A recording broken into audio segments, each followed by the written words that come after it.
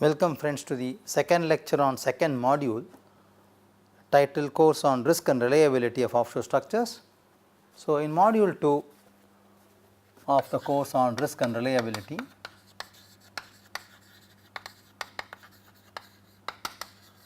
of offshore structures,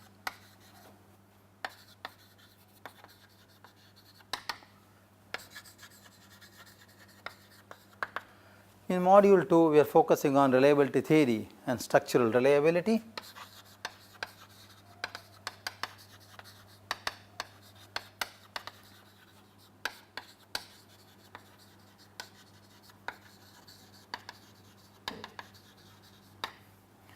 So, in this lecture, which is the second lecture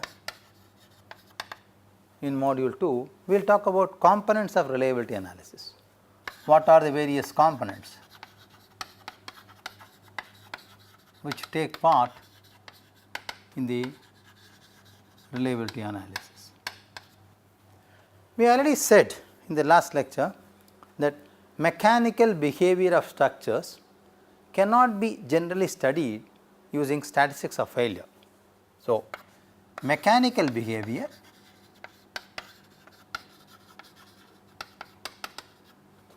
of structures cannot be studied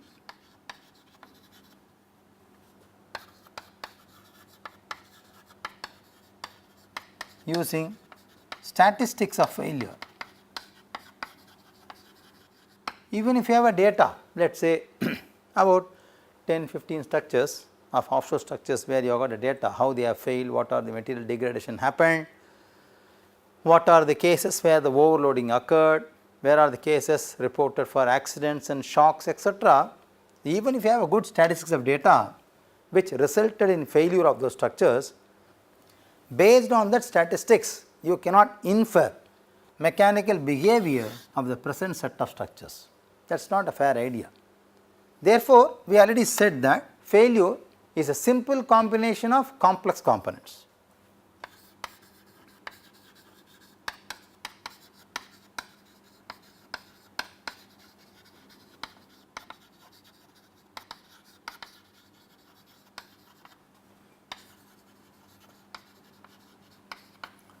Instead, and it is not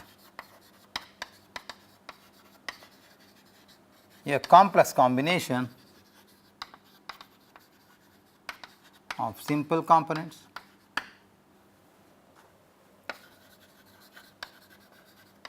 So, the complexity essentially arises at the component level. When they assemble together, then we try to combine them as simple as possible. So, the combination is simple, but the components participating in the combination or used to combine are complex in nature. Okay. So, essentially complex combination of simple components is what actually seen in system reliability. So, this will lead with system reliability, of course, this will lead with the component reliability. So, therefore, to account for probability of failure,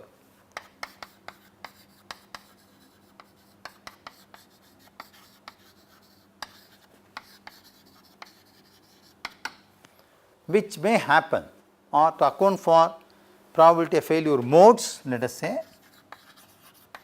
various failure modes, in the design stage itself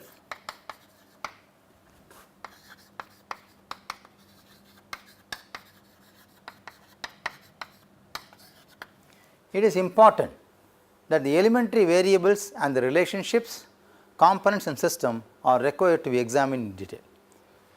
So, component level analysis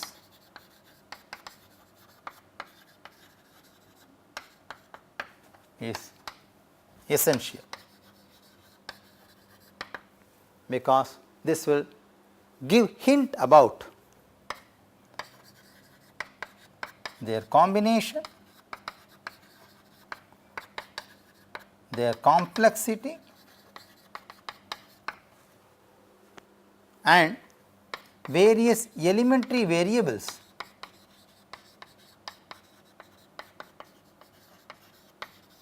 involved in the component level and system.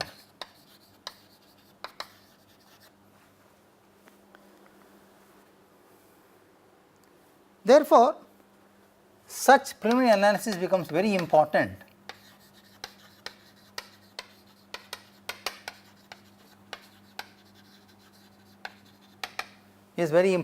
and vital for identifying the potential failure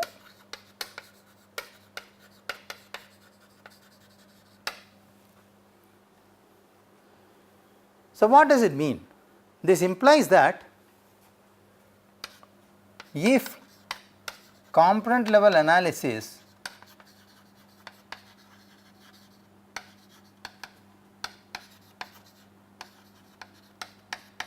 accounts for various factors that arise from the elementary variables, then this can result in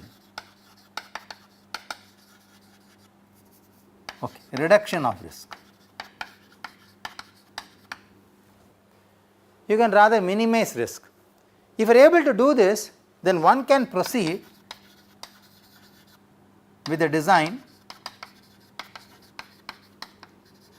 even without reliability analysis.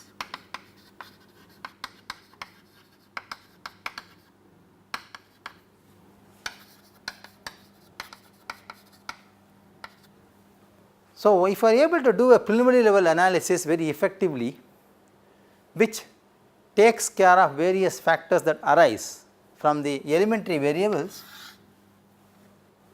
this will obviously result in risk reduction. If you are able to achieve this goal at the preliminary level analysis at the component stage itself, then a detailed risk reliability analysis may not be even necessary. Therefore, theoretical reliability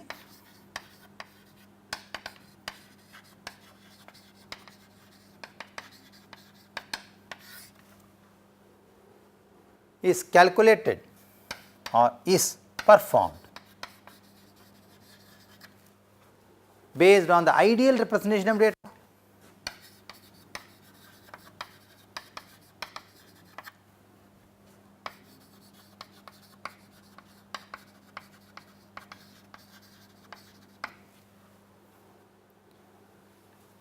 And modeling, which are ideal representation, whereas practical reliability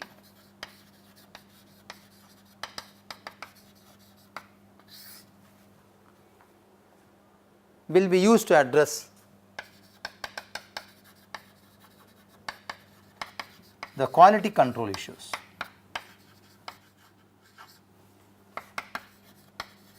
Which we discussed in the last lecture. So, we said reliability can be also connected to quality control. So, that is where the practical reliability comes into play. However, if you are able to use an ideal situation of the data, sampling and modeling, then that will lead to theoretical reliability analysis. Let us quickly compare various components in the design level, in the construction level, and see where we talk about theoretical reliability and where we can talk about practical reliability. So, let us say table which is indicating theoretical and practical reliability.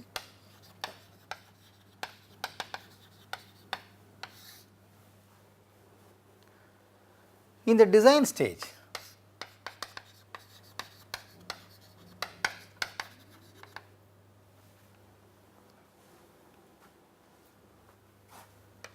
it is important to analyze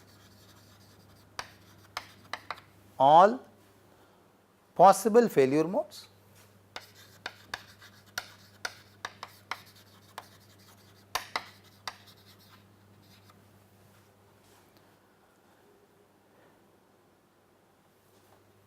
which are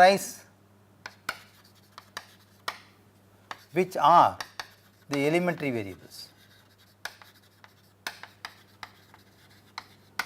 because in failure analysis the variables could be the failure modes. It can also come from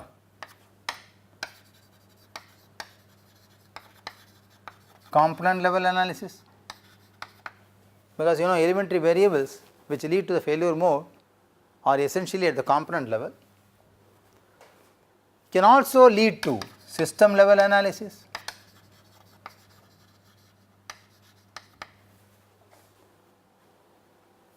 which will ultimately lead to risk reduction. So, these can all happen at the design stage. When you come to the construction and maintenance stage,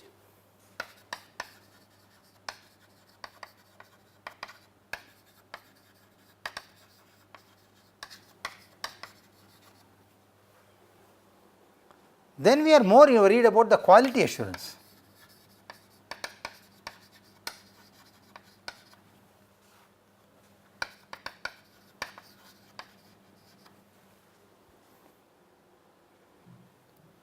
So, it is necessary to verify the construction process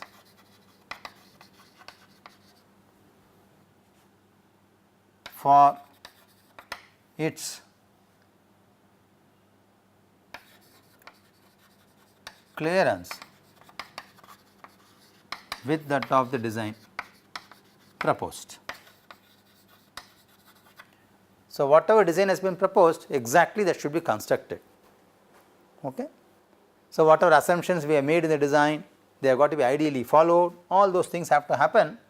So, since we are now checking whether the construction process is going to follow the same as assumed or as proposed in the design procedure, we call this as quality assurance. Of course, this is also a reliability analysis only.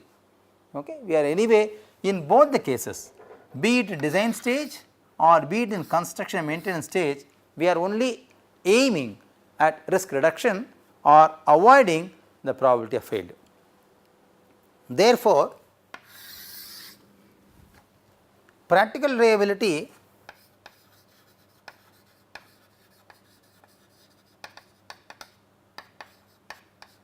is essentially quality assurance.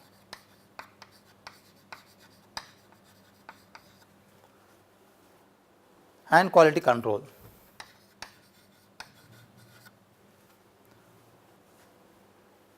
Theoretical reliability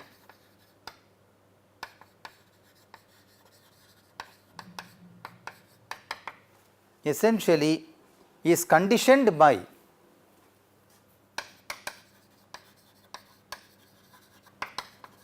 practical reliability.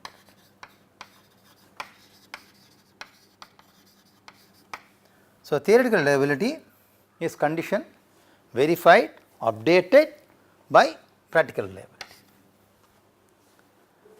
So, one can say theoretical reliability is therefore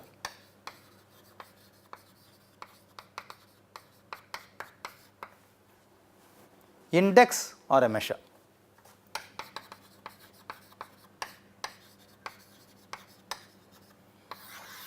So, it is an indicator, whereas practical reliability is no more an indicator, it is a verification process. It is quality control or quality assurance, you have got to implement. So, this is more or less related to the routine job, whereas this is more or less related to the innovative stage. Okay. That is the difference between practical and theoretical reliability states.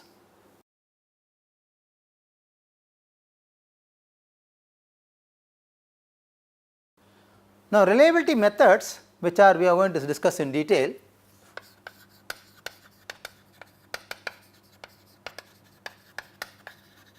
Various reliability methods are referred in the literature.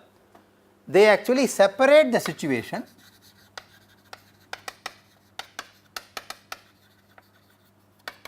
of the designer of, let us say, of the decisions taken by the designer.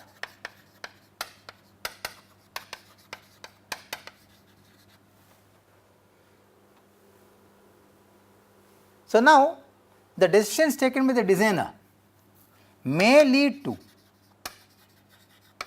probability of failure, or on the contrary may also lead to risk reduction. So, even verifying this is also a reliability method. So, depending upon what is the method you are choosing, it can always lead to validating or assessing or checking even the decisions taken by the designer at the preliminary stage, or even the decisions taken by the construction manager during the construction processes. So, now it is very clear that decisions are generally taken in a binary manner. What do you mean by binary manner? Binary manner means whether it is yes or no, there is nothing in between. Okay. So, it may lead to either a probability of failure or risk reduction, we really do not know. So, instead of going for this, there is an alternate technique also. Alternatively,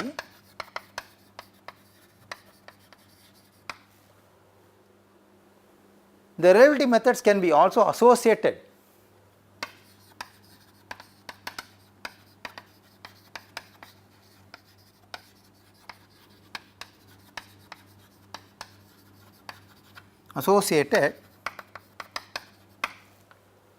with the degrees of satisfaction.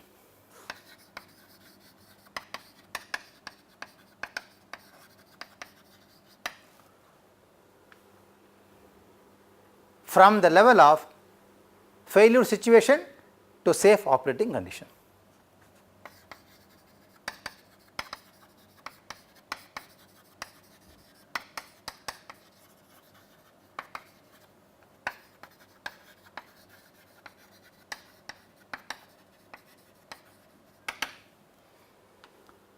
Okay. This is very interesting suggestion made by CE Bulletin in 1976. Therefore, there can be more than one failure scenario in a given system. So, failure scenarios can be even more than one for any given system. Therefore, for every failure scenario,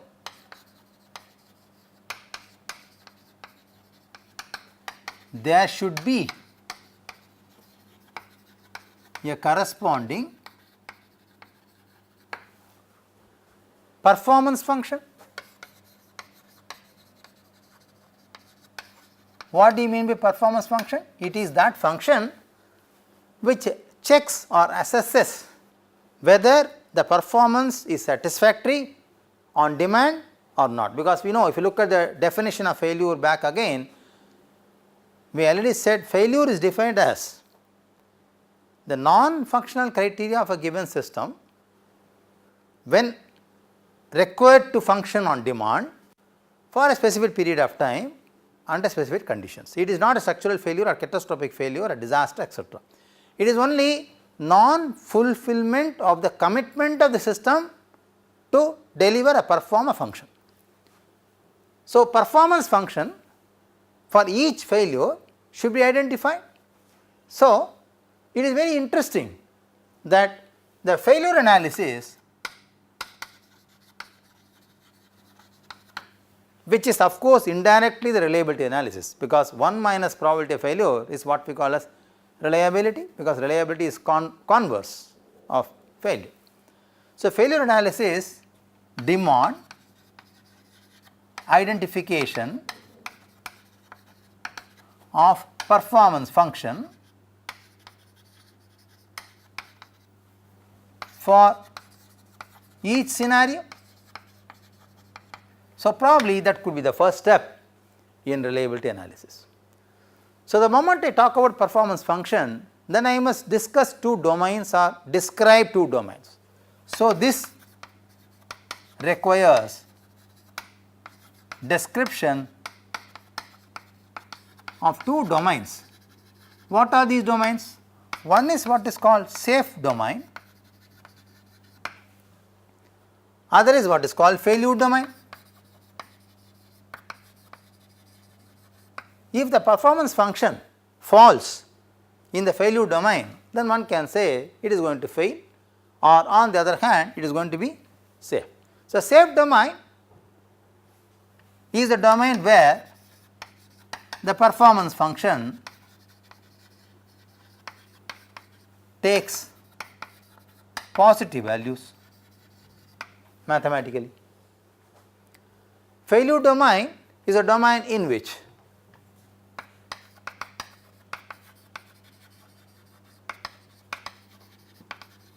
the performance function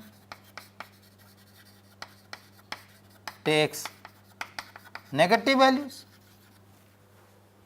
So, one can easily understand mathematically the failure analysis or reliability analysis in terms of identifying a performance function for each scenario. Why each scenario? In a given system there can be more than one failure scenario. Therefore, for every or each single failure scenario one need to identify a performance function. If the performance function takes a positive value, then we can say it is lying on the safe domain. If it takes a negative value, then we can say it is lying on the failure domain. On the other hand, one can infer that is it going to be safe or going to fail. Okay? This is what Chen and Lin 1983, Kopala 1984 suggested in simple terms for identifying the probability of failure or essentially reliability method. Now, in the whole set of discussions so far, we are introduced or focusing on two issues. To do a reliability analysis,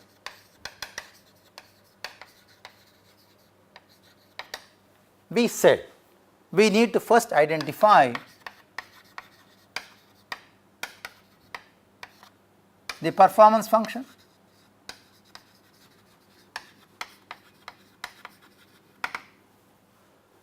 this performance function will be associated with each failure scenario.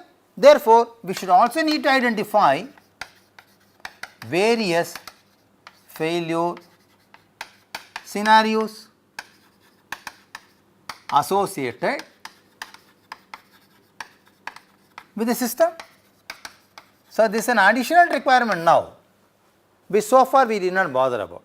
We always thought probability of failure can be identified for a given system, because failure is defined as non-performance of an intended function adequately on demand under a given specific period of time under specific conditions. But now we have introduced a new statement that performance function will qualify the failure statement or non-performance of a given function by assuming either a positive value or a negative value, which we say on the other hand safe domain or failure domain. So, to identify this, one need to actually now recognize or assess or declare or state an additional scenario what we call failure scenarios. So, reliability analysis requires in addition a failure scenario. So, therefore, computing probability of failure scenario around the unknown value is the focus of reliability analysis. So, reliability analysis focus could be computing the probability of failure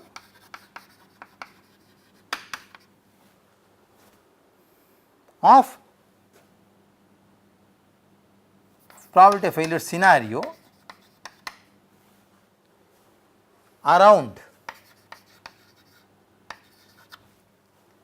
an unknown value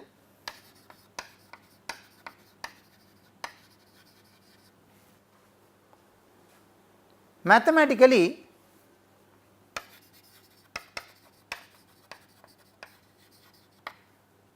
Reliability analysis means finding out what we call reliability index indicated as beta. What should be the basis for this? To obtain beta or to obtain reliability index, one need to identify or one need to locate around an unknown value, what we call as design point.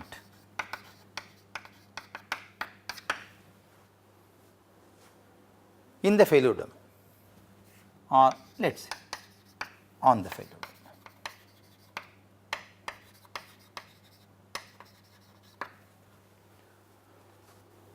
So, therefore, in nutshell, reliability analysis will lead to estimating a limit state function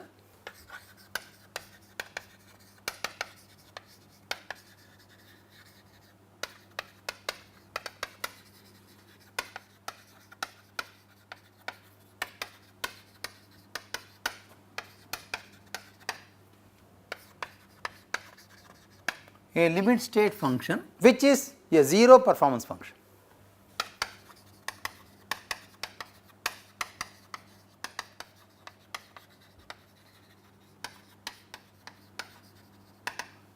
So, one can easily say the complexity in reliability analysis methods are all only leading to identifying or deriving or declaring this limit state function.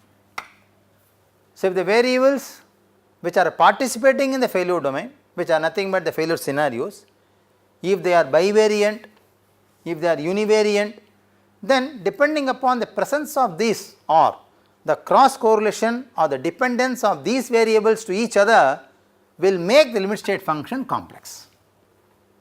So, the whole complexity will start in reliability analysis and start from identifying what is a limit state function, okay, which is nothing but a zero performance function.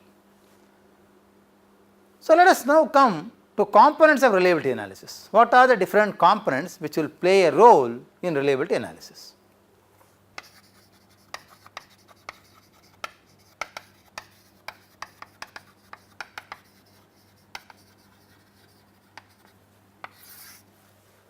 First could be the mechanical model,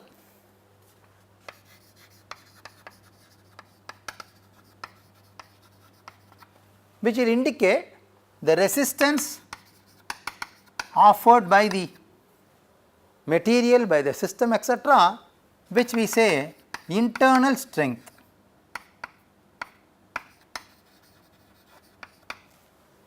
That is one set. The second could be alternatively the failure scenarios,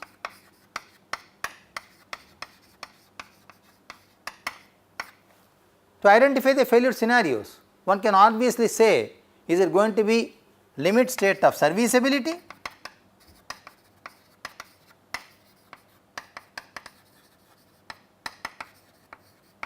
or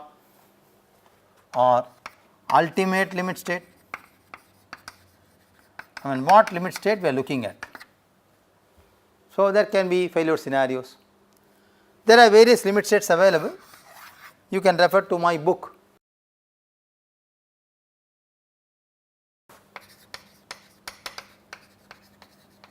Srinivasan Chandrasekharan, 2015, Advanced Marine Structures by CRC Press, Florida. In this book, we have explained in detail what are the various limit states which can be applicable to offshore structures. Now, I got two set of data now. One is the mechanical model, which is describing the resistance and internal strength offered by the component as well as the system. The second is leading to identification of failure scenarios. Okay. To identify them, I have to compare and say that failure has occurred or not, because failure is related to non-performance of an intended function. Therefore, I must say what is that intended function? Is it related to limit state of serviceability or ultimate limit state. So, I have to declare this in advance. So, let us say this is my one operator or one component. So, that is going to be a random variable which may have a specific kind of distribution. So, the random variable can be, let us say, nu, which is going to compare these two. So, I need a data for this, I mean what are the material modeling, what is the resistance of the material or internal strength of the material, what are the intended functions the system should perform. So, I need a data. Okay. So, I should be able to generate the statistical information connecting these two and I have a distribution model like this. So, that is going to be one component. Now, connecting to this you can generate, okay, I will continue here, you can generate various simulation methods, you can generate different simulation techniques, you can also lead or have approximate methods,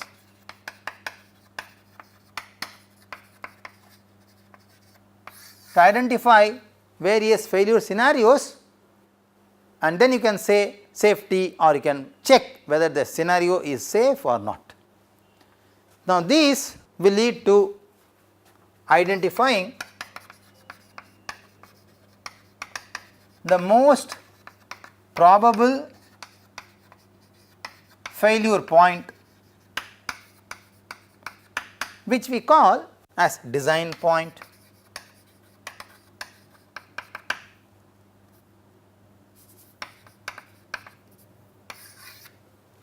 So, that is going to be other component in reliability analysis. So, one can estimate reliability index depending upon the location of the design point or the value of the design point.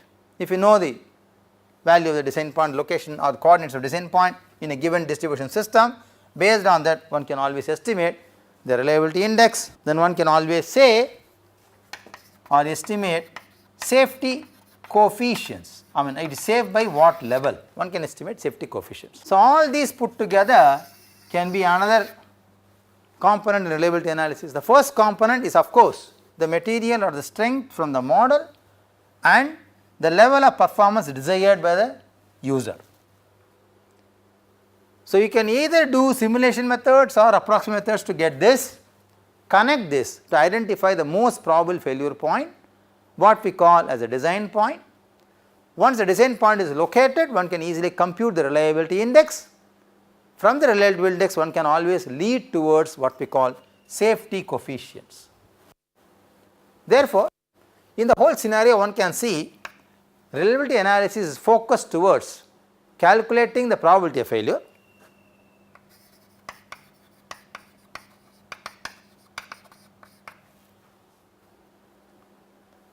we should say probability of failure scenario, let us say probability of failure scenario.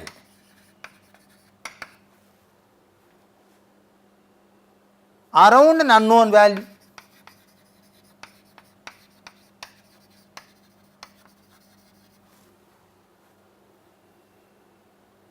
which is called the most probable failure point.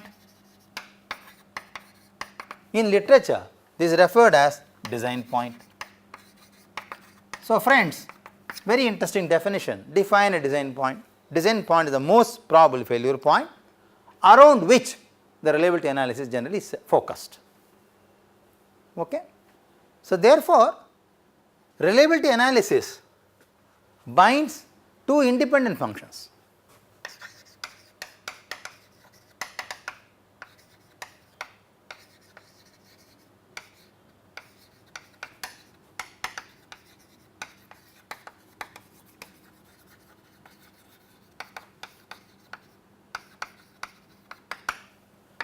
One,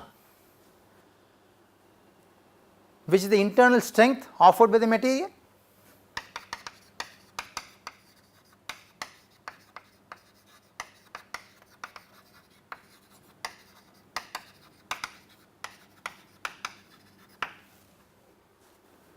second is evaluation of resistance offered by the structural form.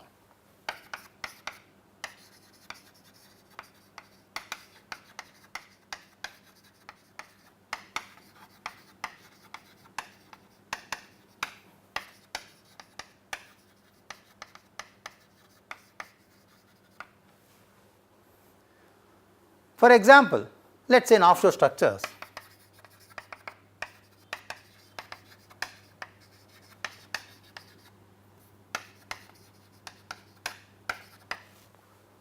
let us take for example a tension leg platform.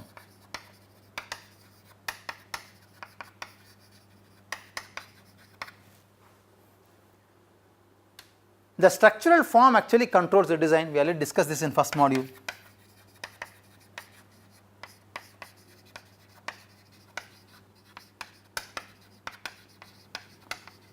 So, it is form dominated design, it is not function dominated design. So, it is important to know the resistance offered by the structural form or the weakness offered by the external forces in the given system. So, in addition to the resistance or the strength offered by the material, in offshore structures we have one more complexity because our system are form dominated designs. Therefore, one should be also able to deduce the weakness which is exerted on the system by external forces because of the form. For example, the form is highly flexible, it undergoes large deformation, therefore, that is going to be the weakness of the form under external loads, or the structural form is so rigid, let us say jacket structures for example, they are not affected or lie insensitive to the external forces. So, the resistance offered by the structural form against the external loads are very great. Therefore, the second part of evaluating resistance offered by the structural form is also predominantly important in offshore structures, because offshore structures are essentially form dominated design in the present scenario. Because I already saw that as an introduction in the first module lectures, how offshore structures have been generated from the first phase in early 1920s to in the latest recent trends, how the structural form has dominatedly changed and how the form dominates the design instead of function dominated design. Okay. So, that is very important in offshore structures. In reliability analysis applied to offshore structures, there are two issues which are very important. Of course, one is common to any kind of structure, which is nothing but the resistance or the internal strength offered with the material, which is required to understand whether the material is not able to function properly or not. Okay. That is one of the important player even in the reliability analysis. In addition to this, in offshore structures very specifically, we also look into the evaluation offered by the resistance offered by the structural form, because it is form dominated design, it is not function dominated design in the present scenario. Therefore, there are two complex issues here. One is the material strength, which will also vary dependent on the direction, modulus of elasticity, dynamic modulus, temperature, pressure, size, length, etc. So, that is a variable there, as we saw in the first set of lectures in first module. Again we have one more complexity, large displacement effects. Let us say the supporting system like hinged joints, ball joints present in triceratops, hinged joints present in articulated towers, fair lead connectors present in guide towers. There are many complexities arising because of the form itself. Therefore, there are many variables which is going to now affect even one part of the player in the reliability analysis. Therefore, random variables are used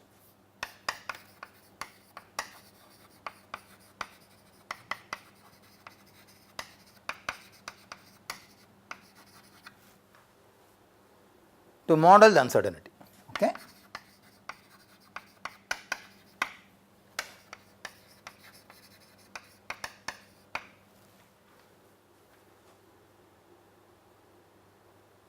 But one has got to realize that there is going to be a marginal difference between internal strength and resistance.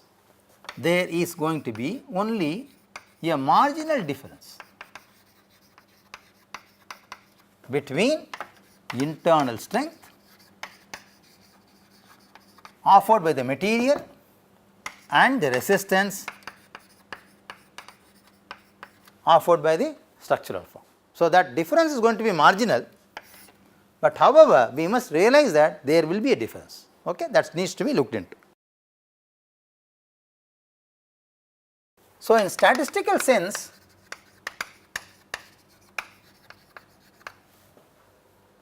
main objective of reliability analysis is to evaluate the probability that this margin has a positive value.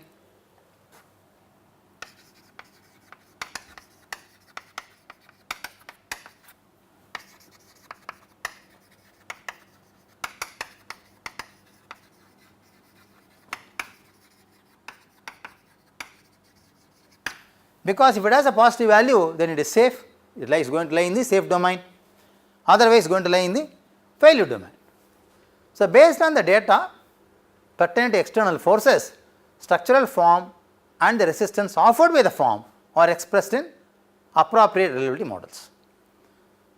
So, therefore, it all amounts to working out or determining reliability index beta, which will check to lie either in safe domain or in failure domain. That is the first objective in reliability analysis.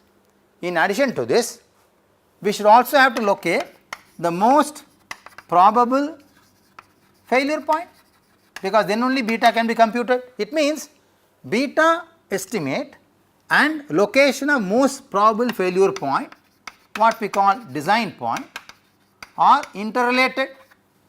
We will relate this when we come out to exactly the model, we will talk about this. The design point are interconnected. Okay. In addition to this, there are other sensitivity factors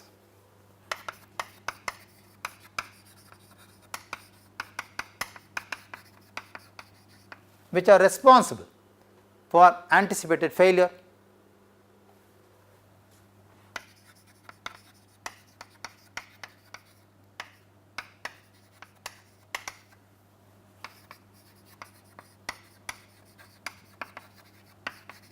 And these factors can arise because of the structural form